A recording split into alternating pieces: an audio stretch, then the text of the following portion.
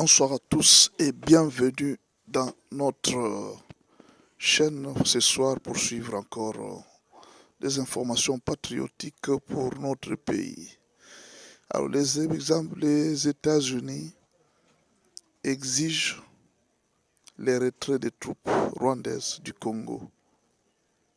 Alors Kagame n'a plus de choix parce que les Américains ont demandé, nous sommes aujourd'hui le 10 juin, d'après le journal Reuters. Nous allons lire le journal Reuters et nous allons découvrir ensemble ce que le journal Reuters dit. L'information de ce 10 juin. Lisons ensemble. Les États-Unis poussent un accord qui obligerait le Rwanda à retirer ses troupes de l'Est du Congo avant que les deux parties ne signent un accord de paix. Selon les sources donc, une condition qui risque de déplaire à Kigali, qui considère les groupes armés basés au Congo comme une menace existentielle. Ça, c'est Reuters qui nous donne cette information. Un projet d'accord de paix consulté par Reuters, c'est un journal européen, stipule que la signature est conditionnée au retrait par le Rwanda de ses troupes armées et équipements du Congo. Je m'arrête dans la propos pour vous donner un commentaire. C'est-à-dire, les Américains savent qu'il y a des soldats rwandais en RDC, et puis il y a des équipements militaires du Rwanda en RDC. Ils le savent, ils sont bien informés, et vous avez suivi les derniers documentaires. Alors, Kagame pensait qu'il était en train de tromper le monde entier, alors qu'on a déjà installé des satellites qui voient tout. Alors, est-ce que nous pouvons être sûrs de cette information? L'authenticité du document non daté a été confirmée par 4 sources diplomatiques qui ont indiqué qu'il avait été rédigé par les officiels américains eux-mêmes. Ce projet va au-delà d'une déclaration de principe que les ministres des Affaires étrangères de 2 pays ont signé lors d'une cérémonie. Lors d'une cérémonie à Washington en avril dernier, vous vous rappelez, ils avaient signé la déclaration de principe. Mais ce que les Américains viennent de déclarer, ça va au-delà. Eux, ils avaient signé devant Marco Rubio, mais cette fois-ci, la décision américaine va au-delà de ces principes-là. Ces documents indiquaient que les deux parties traiteraient toute préoccupation sécuritaire en respectant l'intégrité territoriale et la souveraineté de chacun. C'était ça les documents du mois d'avril, signés devant Rubio. Bien, déjà là, Reuters constate que cette situation est une avancée éclair, donc une avancée qui est partie si vite.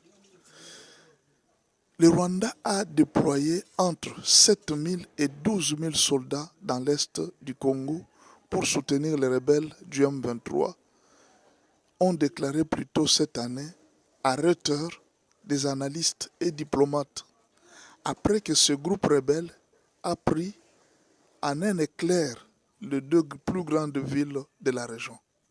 Dans peu de temps, ils ont pris les 2 grandes villes de la région. Alors Kagame disait non, ce sont les M23. Avec quelle force, avec quelle armée?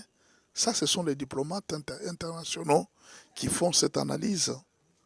Le département d'État américain n'a pas immédiatement répondu à une demande de commentaires. Non, on a demandé à personne de commenter. Quelqu'un voulait donner un certain commentaire. Non, il n'y a pas de commentaire. C'est un ordre. Un haut responsable du bureau du président congolais Félix Tshisekedi a accusé les Rwandais de traîner les pieds sur ce projet et affirmé que les retraits rwandais étaient nécessaires pour faire avancer le processus de paix. Alors, Reuters continue. Négociation hébergée par le Qatar. On parle un peu maintenant, nous descendons maintenant au Qatar. Qu'est-ce qui s'est passé? Le projet d'accord produit par les États-Unis prévoit également un mécanisme conjoint de coordination sécuritaire qui pourrait inclure du personnel militaire rwandais et des observateurs militaires étrangers pour traiter des questions de sécurité, y compris la présence persistante au Congo des milices Hutu rwandaises FDLR. C'est ce que les Américains ont prévu, que cette fois-ci, dans les négociations, il y aura des militaires rwandais, donc des officiels, des généraux rwandais ou même ceux que Paul Kagame pourra envoyer. Et on va inclure aussi les FDLR. Ils doivent venir aussi parler de la sécurité. Alors, les analystes estiment que les groupes le plus souvent cités, les FDLR, ne constituent plus une menace majeure pour le Rwanda, même si le gouvernement de Paul Kagame les considère toujours comme une menace sérieuse. Mais cette fois-ci, les Américains ont pris la résolution d'amener aussi les FDLR à la table. Le projet de l'accord prévoit aussi que le Congo s'engagerait à permettre au M23 de participer à un dialogue national sur un pied d'égalité avec des Wazalendo non étatiques des RDC. Donc les Wazalendo aussi seront là-bas. Une concession majeure pour Kinshasa qui considère les M23 comme un groupe terroriste, un proxy rwandais. Voilà, ça c'est Reuters qui a dit. Donc la RDC a accepté de mettre aussi les M23 et aussi les Wazalendo. Donc on va y inviter sur la même table les M23 et les Wazalendo comme des groupes armés. Le Rwanda va appeler les FDLR et tous les autres, on va parler. Donc eux là, ils vont négocier leurs problèmes. Nous aussi, on va négocier nos problèmes. Voilà un peu ce que nous pouvons vous donner comme information de ce soir dans la situation. Donc, dans les 2 semaines qui viennent, sinon, il reste quelques jours qui nous est devant ici. 5 jours ou une semaine, il y a beaucoup de choses qui vont changer dans la région. Attendons voir ce que les uns et les autres vont déclarer, mais les Américains ont obligé aux Rwandais de quitter la RDC avant tout accord. Bon, peut-être que les Rwandais, ce qu'on peut faire comme analyse, il y a possibilité que les Rwandais puissent faire traîner la situation, mais cela ne sera pas dans leurs avantages parce qu'ils ont déjà un dossier et surtout la résolution 2773. Si les Rwandais s'entêtent, il peut y avoir beaucoup de sanctions qui peuvent tomber sur le Rwanda. Et les Américains risquent de considérer le Rwanda comme un pays terroriste, un pays voyou. Parce que déjà dans les documentaires, on a accusé l'administration Trump, disant que comment vous savez qu'un pays a tué beaucoup de personnes comme ça, comme le Rwanda, mais vous continuez à soutenir un tel pays. Mais alors, à l'heure actuelle, si les Rwandais osent faire une erreur, ça sera alors sa chute. Mais je sais que à cause du sang des Congolais qui continuent à crier, vous allez voir que Kagame va finir par faire une autre erreur. Il va faire une très grave erreur dans cette histoire ici. Et c'est là que ça sera sa fin. Il y a une autre chose, la question que les gens nous ont posé la question, mais est-ce que Kagame, lui aussi, va faire les deals avec les Américains? Les Américains vont faire les deals avec le Rwanda et avec la RDC, pas avec le président Félix ou avec le président Kagame. Autrement dit, il y a possibilité que ces présidents, les deux, puissent partir demain et les autres vont venir les remplacer. Mais pour Kagame, Félix n'a pas encore fini son mandat. Mais Kagame, on peut le faire partir de force. Pourquoi? Parce qu'il y a un problème très sérieux du nombre de morts au Congo. Il n'y a personne qui a accepté de prendre cette responsabilité. Alors ils vont la faire tomber sur Kagame.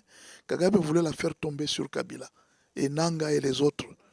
Voilà, c'était ça les soucis de Kagame. Qu'on dise que tout s'il y a eu des morts, ce n'est pas moi Kagame, mais c'est Nanga et les autres qui ont tué. C'était ça la situation. Mais là, les Américains ne quittent pas Kagame des yeux. Ils sont toujours en train de le pointer. Chaque fois qu'il veut s'esquiver, il le pointe de doigt et dit c'est toi. C'est toi qui as tué ces gens. Donc le problème, ne le voyez pas seulement pour le problème des accords, non.